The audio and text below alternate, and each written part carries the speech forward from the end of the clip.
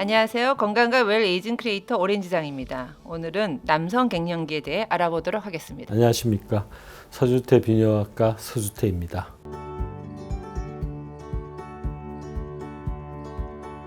여성 갱년기에 대해서는 사회적으로 관심도 많고 제품 관련된 서비스도 굉장히 많은데 남성 갱년기는 그거에 비해서는 좀 관심을 받지 못하고 있다라는 느낌이 들어서 저희가 오늘 이제 남녀차별 말아주세요라는 주제를 뽑았거든요. 원장님은 어떻게 생각하시는지요? 여성 갱년기는 폐경이 오면서 여성 호르몬이 다 떨어집니다. 그래서 급격하게 오고 누구나 그런 증상을 느끼게 되는데 남성 갱년기는 사람에 따라 변화가 다양합니다. 어떤 사람은 특별히 문제가 없을 수도 있고 모두가 겪는 게 아니다 보니까 그런 측면도 있고 남성 호르몬의 그 변화는 여성 호르몬하고 달리 개개인의 차이, 나이에 따른 변화, 직업군에 대한 차이가 많습니다. 창작 활동을 하는 그런 직종군에서는 나이가 들어도 남성 호르몬이 왕성한 경우가 많습니다. 피카소, 안소니 킨, 찰리 채플린 이런 사람들 보면 80 넘어서 아기를 다 낳은 사람들입니다. 어떤 직종이든 스트레스가 있겠습니다만은 스트레스가 많은 그런 직종은 다른 직종에 비해서 빨리 오는 것 같고 그런 느낌을 받습니다. 여성들에 비해서 남성들 같은 경우는 가장이라든가 중장년층 됐을 때는 관리자라든가 이런 부분이기 때문에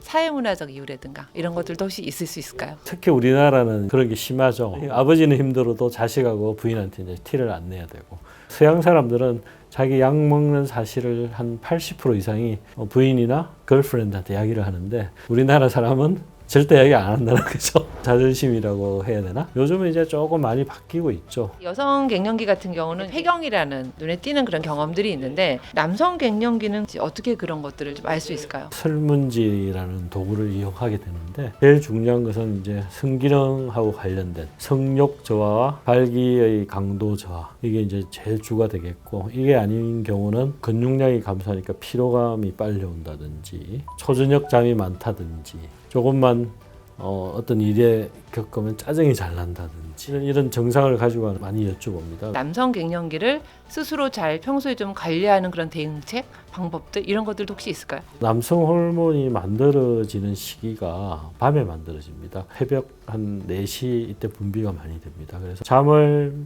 푹 자야 남성 호르몬 수치가 좋아지고 또 잠을 못 자는 사람은 남성 호르몬 수치가 떨어지고 숙면하고 충분히 관련이 있고요.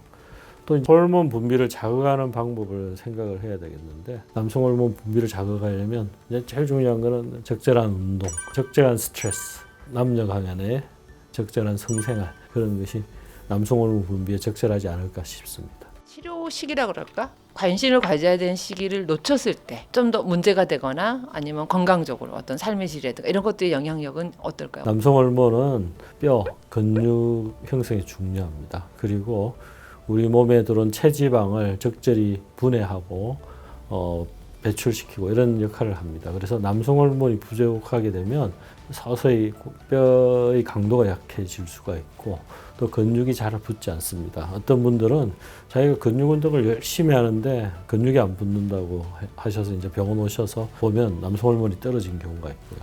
그 다음에 이제 남성 호르몬이 떨어지면 고지혈증, 당뇨 이런 게 올 수가 있고 남성 호르몬은 우리 몸에 관여 안 하는 데가 없습니다. 모발, 전립선, 뼈, 근육, 심장에 다 작용을 하고 있고요. 남자로서 살아가는데 가장 기본이 되는 그런 호르몬이 되겠습니다. 이제 병을 치료하는 시대에서 이제는 삶의 질을 높이는 시대로 바뀌었습니다. 물론 질환을 치료하는 것도 중요하지만 삶의 질을 개선해 주는 것도 중요합니다. 앞으로 이제 80, 90 이상 살 건데 이왕 살 거 즐겁게 행복하게 살 수 있게 개선해 주는 그런 것이 남성 갱년기 치료가 아닐까 생각됩니다.